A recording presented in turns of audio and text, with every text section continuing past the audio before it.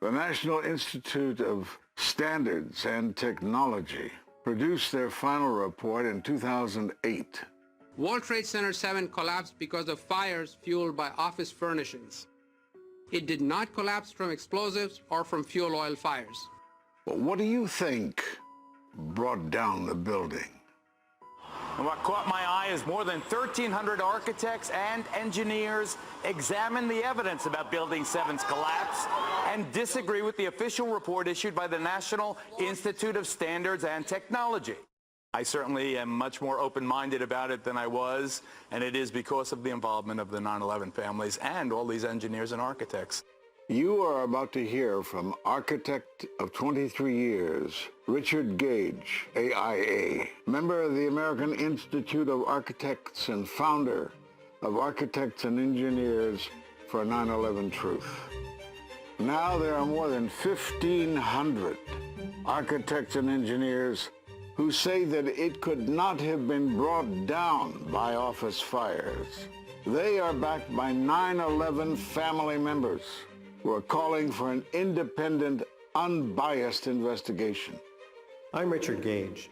Fires have never before caused the collapse of any skyscraper, even though there are numerous examples of much hotter, larger, and longer-lasting fires in these buildings.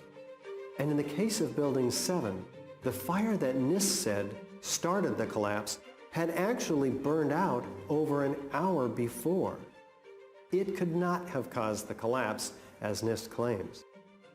Yet this 47-story, modern steel-frame skyscraper, which was not hit by an airplane, collapses mostly into its own footprint like a house of cards, as fast as a bowling ball falling off the side of the building, in just under 7 seconds.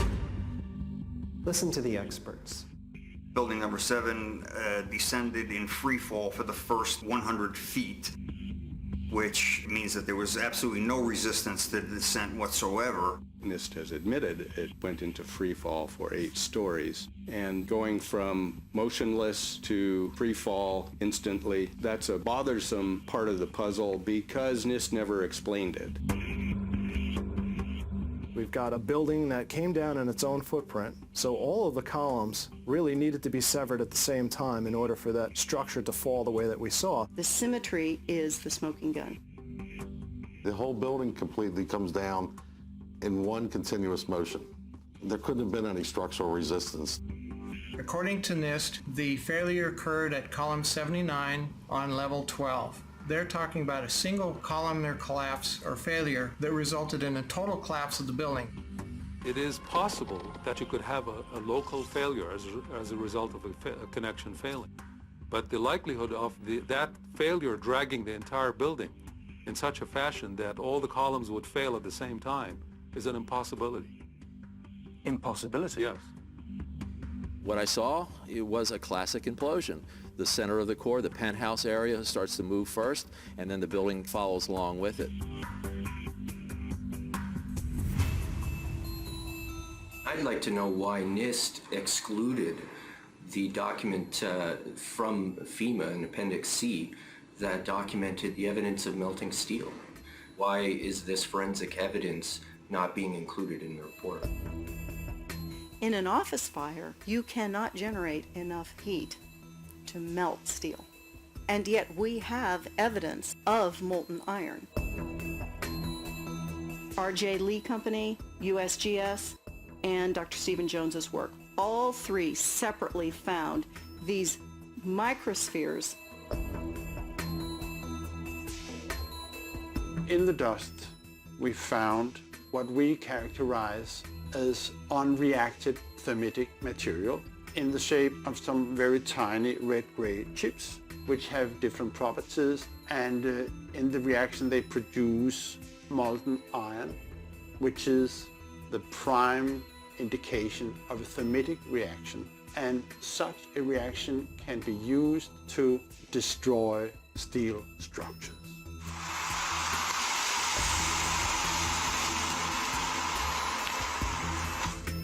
What we have found is a modern version of thermite, which we call nanothermite. There were these iron microspheres present in all of the dust samples that needed to have been formed in extremely high temperatures. I've independently seen thermitic activity within 2 separate independent samples of World Trade Center dust. My contention, based on finding thermite residue in the dust, is that it happened before. It didn't happen after in the fires that ensued in the rubble pile afterwards. All the characteristics of the microspheres tell me that thermite was involved in melting those steel beams.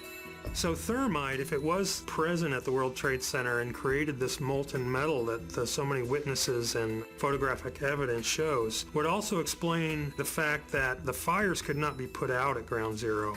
The only thing that is consistent with all of the evidence that we have that could cause such a thing is the use of thermite to cut through the steel.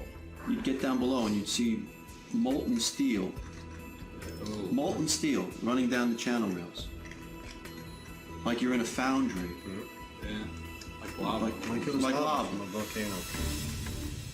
Well, the manual gets into thermite, and if it says if you have melted steel or concrete, which we had on 9/11, we should test for it. It's this fused element of steel, molten steel and concrete and all of these things all fused by the heat into one single element.